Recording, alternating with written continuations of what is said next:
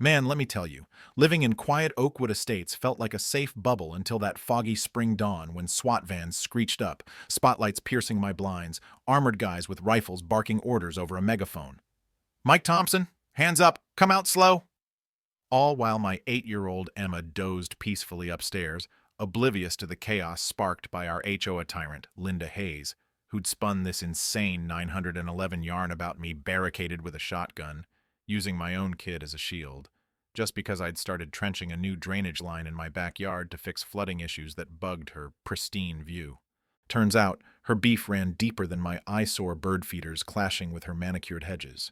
It was years of her lording over the neighborhood like a queen bee, finding folks for minor stuff to mask her own insecurities after a messy divorce left her scrambling for control, manipulating rules to favor her secret perks, like siphoning my utility lines to irrigate her award-winning orchids without paying a dime, courtesy of her shady brother-in-law Tom's plumbing side hustle. I stood there barefoot on the cold porch, jeans hastily pulled on, hands sky-high as lasers dotted my chest like fireflies gone rogue, mind racing through taxes, tickets.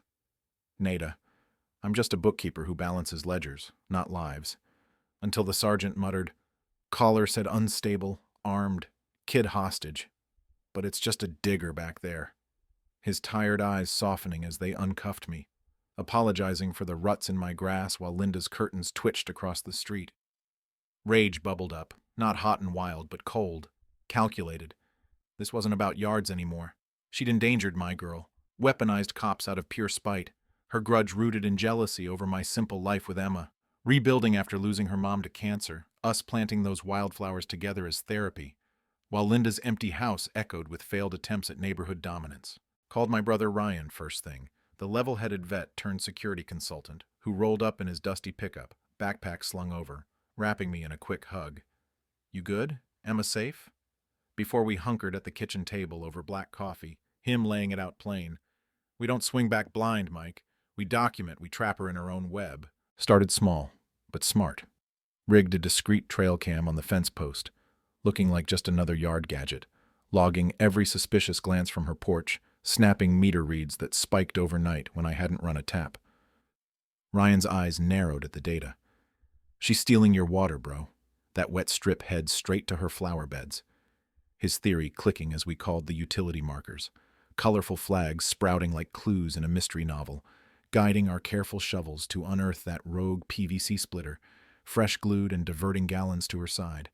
Her motive crystal, dodging drought fees while flaunting her green thumb supremacy, a petty revenge for me challenging her at last year's HOA vote on communal fees. City crew arrives, dumps in this fluorescent tracer, and whoosh, her spigot erupts in electric blue sludge, pooling on her driveway like a glowing accusation as neighbor Mrs. Patel peeks out, chuckling under her breath. Busted. While Linda bursts from her door in crisp khakis, face flushing crimson, jabbing a finger at the inspector. "This is sabotage. He's framing me." But the guy just shrugs, clipboard in hand. "Records show your usage flatlined for months, ma'am. That's grand theft, plus code violations stacking up." Nights got tenser after that. Gate latch clicks at 2 a.m. I bolt upright, heart thumping like a drum solo, peeking the feed to spot this hooded figure, bolt cutters glinting, slipping in with a pistol tucked low, his shaky steps screaming hired goon, likely Tom sent to trash my trencher and scare me silent, his boots squelching mud as he probes the yard, freezing when my floodlight snaps on, bolting and dropping a leather work glove we later dusted for prints. Ryan races over, nitrile gloves on, bagging it like evidence pros. "Chain of custody, Mike. This ties back to her family's van." His voice steady but edged with that protective fire from our rough childhood, him always shielding me from bullies. But the gut punch came at school pickup. Emma skipping out with tales of recess kickball, her ponytail bouncing, when Linda materializes by the fence, suit sharp as knives, eyes wild with cornered desperation, blocking my path and hissing low, "Back off, Thompson, or your precious routine crumbles. Tell him, kid. Make Daddy stop his games." Her claws digging into Emma's forearm, my girl's yelp slicing through the chatter like a siren, time slowing as fury roared in my veins, that dad instinct screaming to shove her, but Ryan's mantra echoed, "Facts over fists."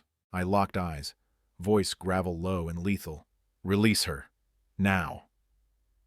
As the playground monitor, burly Coach Ramirez, hustles over, prying her grip with a firm, Lady, step back or we're calling cops. Parents whipping out phones, filming her retreat as she snarls, "This isn't over. You'll regret crossing me." Emma's wrist bloomed purple fingerprints, her tears quiet but shattering, me kneeling to whisper, "You're safe, Bug. She's the scared one." While inside, the conflict boiled. This was no longer petty theft. It was her fractured ego lashing at innocence, her isolation from years of alienating neighbors turning venomous, misunderstanding my quiet strength as weakness. We layered proof like armor. Nurses' snaps of the bruises, Doc's report noting intentional harm, school cams freezing her rage, adding to the dossier, 911 tapes where her composed venom drips. He's deranged, armed, take him down hard. Water logs graphing her parasitism, boot casts matching Tom's online pics, doorbell vids from old Mr. Ellis across the way capturing the intruder's skulk. The climax hit at the HOA quarterly. Room buzzing with folding chairs and stale donuts. Linda presiding like a smug monarch, slamming a gavel to propose my $10K fine for disruptive digging, her smirk saying checkmate until I rose, projector humming, voice even as pie. "Folks, let's hear the real story." Clicking to her 911 audio filling the air, gasps rippling as her lies unspooled, slides flipping to blue dye stains, boot matches, Emma's bruised arm looming large. This bruise on my kid, because she couldn't handle exposure. Chaos erupts, Linda leaping up, face contorted in denial.